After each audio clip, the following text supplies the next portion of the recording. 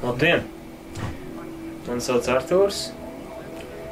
Esmu no Latvijas, kas ir tātad Baltijas valstīm, kas ir Austrum Eiropā. Esmu viens no galvenajiem koordinatoriem Latvijas čapterim, Latvijas nodaļai, un tieši valodas un pasākumu organizēšanas jomās. Bet es izvēlējos runāt latviski, jo tas šķiet interesantāk, ja ir no dažādām pasaules valstīm. Cilvēki runā savās dažādajās valodās, un tas rada tādu kā, man tas šķiet diezgan interesanti. Tā kā te vajadzētu būt subtitriem, kas visu paskaidro tālāk. Šis ir video, ko es esmu sagatavojis sakarā ar Pīteru Džozefu aicinājumu. Šī ir kā atbilde Pīteru Džozefa aicinājumam izveidot video, kuros cilvēki raksturo to, kāpēc viņi atbalsta Zeitgeist kustību. Kā jau zināms, Austrum Eiropa ir bijusi komunismu pakļautībā ilgus gadus, un šī vēsture man nav sveša. Principā vēsture bija viens no maniem mīļākajiem priekšmetiem pamatskolā un vidusskolā. Tā kā tas man nekas nav svešs, un teikt to, ka es nezinu, kas ir komunisms un kādas ir sekas, ko tas ir izraisījis vēsturē. Vismaz šīs idejas pielietojums dzīvē vai varbūt sagrozījums, drīzāk to tā varētu saukt, nav pamata. Tam nav pamata, pietiekami daudz zinu par šo tēmu, tā kā, un es arī ļoti labi saskatu atšķirības starp šīm abām, ja tā varētu saukt ideoloģijām, starp komunismu un Venēras projektu, tā kā tā. Gribēju uzsvērt to, kad man ir 21 gads.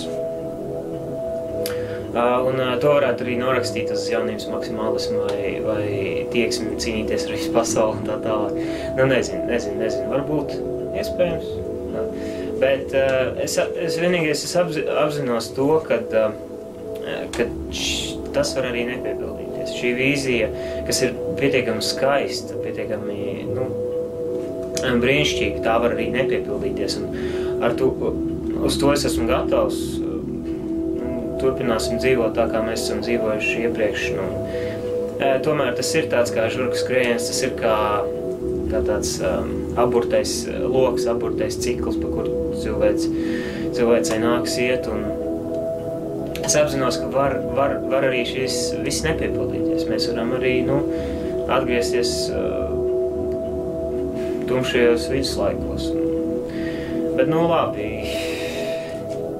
Ja akcentējam, ja vēršam uzmanību uz pozitīvo pusi, kas no šitā viss var izvērsties. Kaut vai padomāsim to, ka Tesla, viņam bija ļoti liels vīzijas, bet tikai maz daļiņa no tā, ko viņš vēlējās, piepildījās. Mums visiem ir elektrības mājās, vismaz lielākajai daļai. Tā kā es domāju, ka lai kāda būtu lai cik tas liktos nereāli piepildīt, kaut kas no tā visa noteikti atliks, kaut kāda ideja, kaut kāda domāšana. Cilvēki ir daudz atvērtāk tagad atjaunojumiem resursiem, un es zinu, ka ļoti daudzi sāk par to aizdomāties tikai otrās, addendum filmas iespējā, tā kā tas, man šķiet, katrs kaut kāds sīkums var izraisīt liels sekas, kā tauriņa efekts. Un es apzinos to, ka es savā dzīvē to varu nepieredzēt. Es daru to, kas man liekas šajā brīdī pareizi. Es domāju, ka visi, kas vairāk vai mazāk visi, kas atbalsta Zeitgeist kustību, ir uz vienu domu, uz vienu tā kā domu pavadienu. Tas man priecē. Atbalstu, jo šī, man liekas, visracionālākā, visloģiskākā ideja, kādas esmu savā mūžā dzirdējis, ja godīgi. Tieši sociālās struktūras jautājumā, kad akcentēts tiek tas, ka tu nenosodi cilvēku par viņu nodarījumu, bet drīzāk mēģina izprast, kāpēc viņš tā ir darījis. Izprast viņa domu gājienu, izprast vidi, kas ir iespaidojis viņu un kas ir radījis šādu uzvedību. Un tas man ir licies vienmēr ļoti apsveicami. Es vienmēr esmu apbrīnojis cilvēks, kas ir nevis akli metušies uzbrukumā, ja kāds cilvēks kaut ko neizdara tā, kā nāks, bet tieši mēģina viņu izprast, mēģina iesties viņa lomā. Un šī ieiešanās viņa cita cilvēka lomā, tā tomēr ir zinātniskā, tā ir psiholoģija, tā ir socioloģija, un uz to arī, tā kā uz to arī balstās liela daļa no Ceļgaiss kustības, šīs ideoloģijas, tad man nav iemesla, kāpēc, lai es to, lai man tas neliktos simpātiski, teiksim tā. Otrs, kas, protams, viss šīs vīzijas, skaistās pilsētas un viss tas viss ir, protams, apburoši skaisti un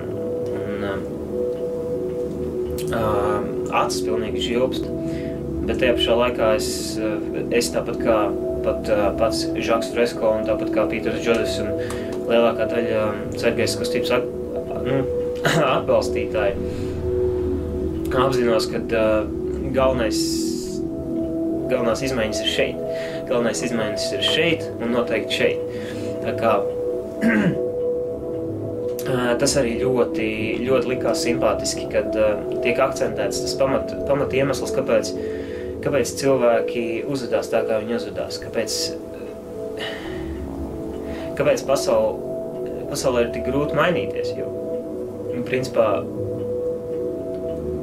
pamatrealitāte ir cilvēkā iekšā, un tad, to jau no tīri kvantu fizikas viedokļa skatoties, patiesā realitāte ir iekšā, tu uztver pasauli, kā tavs prāts ir iemācīts to uztvert, tā kā, labi, tas cits jautājums. Un katrā gadījumā man ļoti patīk šīs virziens uz cilvēku, uz individu atsevišķi, un pēc tam veidot vidi attiecīgi tādu, lai indivīds varētu izpausties labāk, visskaistāk un vislabāk, kā viņš spēja. Pats nodarbojos ar mākslu, un jau no mazām dienām man ļoti patīk zīmēt, krāsot krāsas, un tas man ļoti patīk. Un es gribētu kādreiz redzēt pasauli, kurā ar to var nodarboties un nav jāuztraucās par izdzīvošanu. Kad ar to var nodarboties tiešām tikai tāpēc, ka tev tas patīk. Es gribēju ātri izteikt vēl pateicību Pīteram Džozefam par viņu ieguldīto darbu. Es gribu pateikt milzīgi paldies Žakam Fresko un Roksanai Medozai. Jūs esat tiešām pionieri virzienā uz jaunu pasauli, un man ir gods atrasties, dzīvot vienā laikā ar jums. Tiešām paldies. Un es vēlējos tikai novēlēt, lai viss izdodās. Viss ir atkarīgs no mums, no mūsu domāšanas, no mūsu spējas uztvert pasauli objektīvi. Tā kā tas apmēram būtu viss. Paldies liels par visu darbu, ko ieguldat.